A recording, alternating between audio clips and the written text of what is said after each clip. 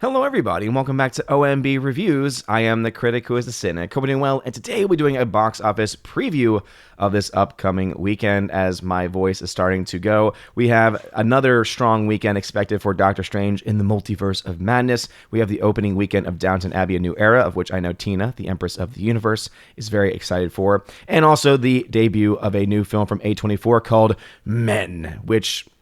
let's just be honest, that film really could honestly go anywhere. It could be a really good film, or it, by its name and based on what you see in the title and what you see in the trailer, it could be a bit of a mess. But before going any further, please make sure you smash that like button, light up that fire button if you're watching over on Odyssey, and also make sure that you are subscribed to the channel with that bell notification turned on. That way you know every time a new video or live stream goes live on the channel. And so, first off, let's talk about Doctor Strange to the Multiverse of Madness in its third week of release.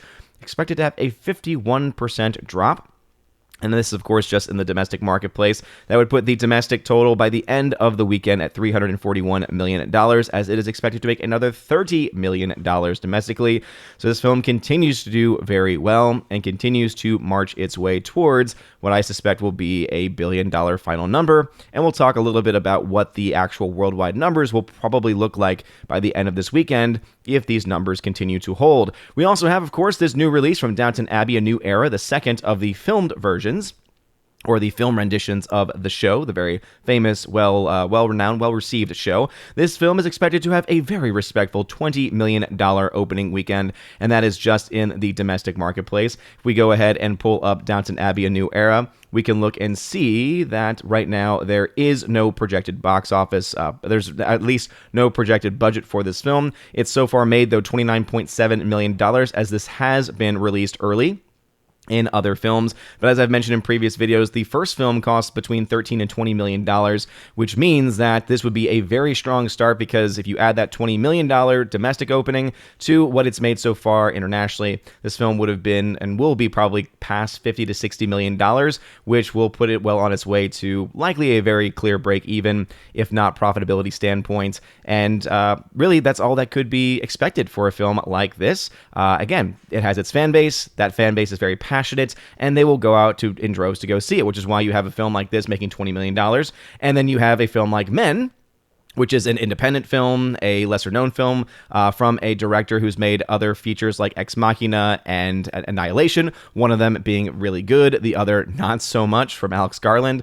Expected to make a $5.4 million opening weekend, not having nearly as wide of a release, but... again, A24 tends not to have films with too high budgets, and so let's see if we can try and see if there is a box office, or rather, if there is a budget yet for this film. There is not a projected box office, or rather, I keep doing it, projected budget for this film, but I can't imagine that it costs all that much, as it is a folk horror film, and not one of the films that needed a lot of CGI like his previous releases did, so I imagine that the budget probably isn't going to be all that high. However, $5.4 million domestically, not looking all that great as far as starts are concerned, but again, that's one of those films from A24 that we'll have to wait and see exactly, how much it costs to make and how much money it makes by the end of its run. We also have The Bad Guys, of course. I'm not skipping over that. $6.2 million, a 12% hold from the previous weekend.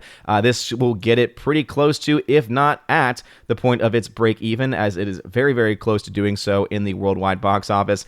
We also have Sonic the Hedgehog 2, which continues to make money and beat that of the original, $4.1 million there. Everything Everywhere All at Once from A24, the little engine that could, expected to have a 22% hold. $51.8 million is the projected domestic for this film. Another $2.6 million being added. Again, this film continues to amaze me as far as the way in which, after about 9 weeks of release, it continues to make millions of dollars every single weekend. And hey, kudos to them for being able to do that, and I hope that it's actually able to reach the projected break-even point for the film, as I think at this point, one who looks at it and looks at how much money the film costs to make, and all the other things that go surrounding it, the film is definitely a success on that level, and I think that there's enough people who really enjoyed it, myself included, who are going to buy this film on Blu-ray, on 4K. I hope that if there's a 4K Steelbook, I will be so happy and excited, and I will buy that bad boy up as soon as I can.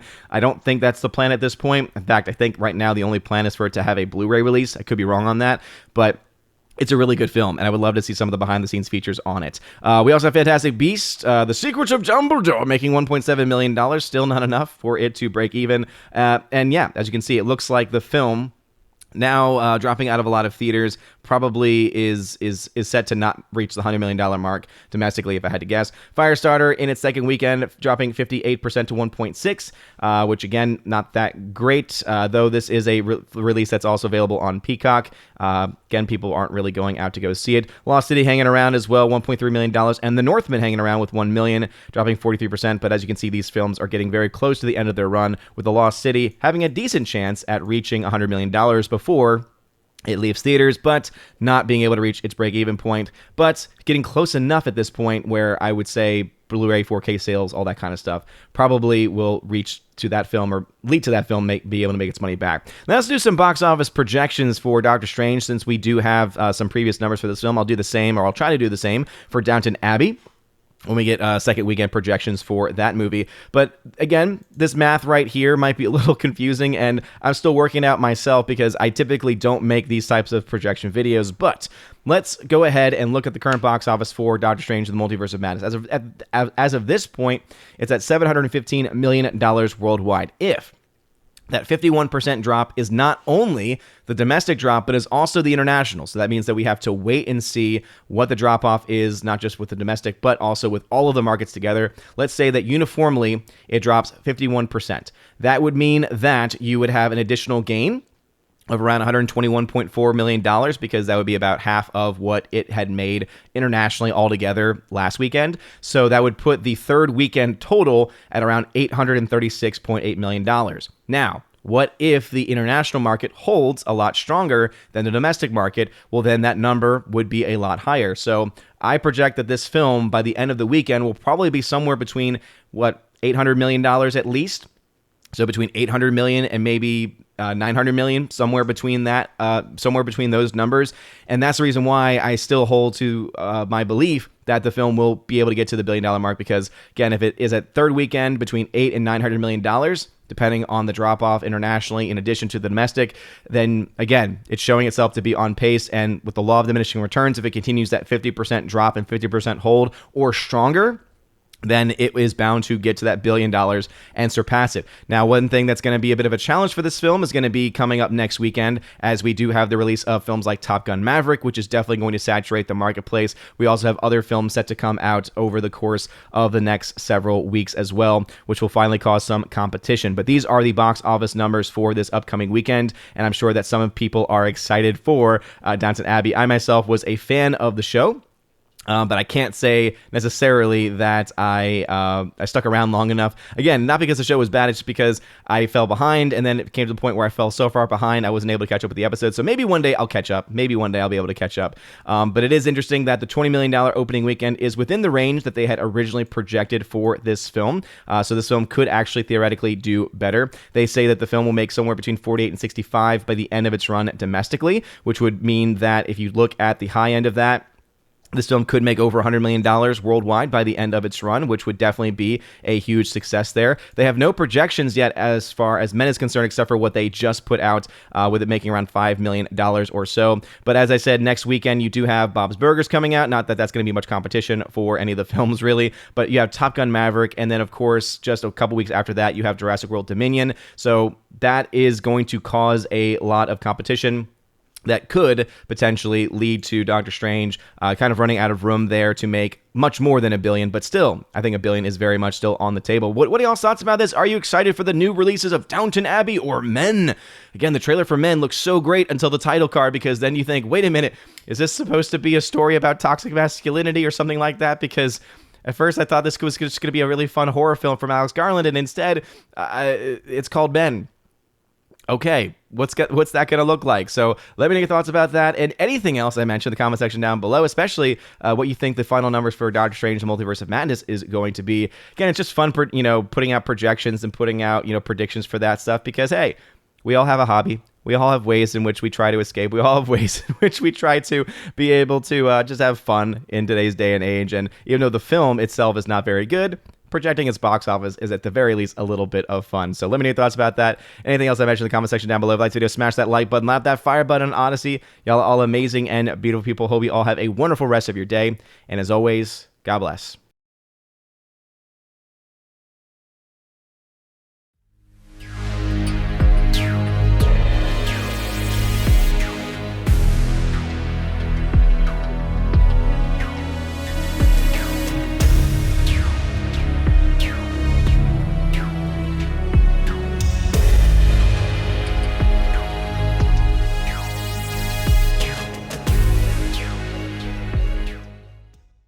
Before going any further, I wanted to give a very, very huge special shout out to one of my Valkyries, one of my longtime supporters, Tina B, the Empress of the Universe. Thank you. Thank you so much for being a supporter and for being a mod on this channel. And now for a huge special shout out to all of my members who are at the Keeper of the Bifrost level and above on Patreon, Subscribestar, and Locals. So first on Patreon, Brandon, let's go Brandon, Christopher Bowman, Garrett Searles, Hymir Irie Hymason, Jacob from Holland, Jacob Juice, who you can check out on his Letterboxd. Jacob Juice is how you can find it. Jeffrey Toon, Joey Horn, Jonathan Carney, Laura, the Modern Major General, Story, Mad Mike Jackson, special shout out for him in a second, Mad Mitch Dunaway, Orange Hat Reviews, you can check out his channel, Orange Hat Reviews, Rosetta Allen, you can check out her channel as well, Stan Andrian,